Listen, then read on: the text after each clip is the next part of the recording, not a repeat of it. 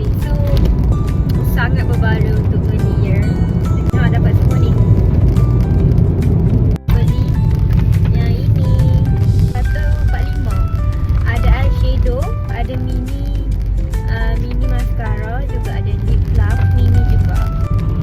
Kita nak try tengok. Oh, dia kecil. Tapi okey lah. Nak buat rasa-rasa. Lah kecilnya. Ni lip plum dia. Comel. Macam mascara dia. Okay, mascara dia not bad. Mini. What you expect? Okay, boleh try nanti. Ni eyeshadow dia ni cantik. Ni eyeshadow dia.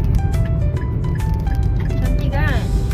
145. So, I recommend.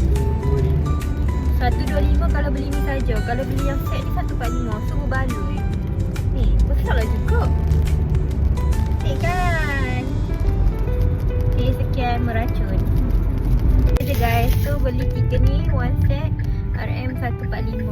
Tapi yang macam A4 punya ni macam berbaloi gila. 200 je ni. Dapat semua ni 200 je. 240.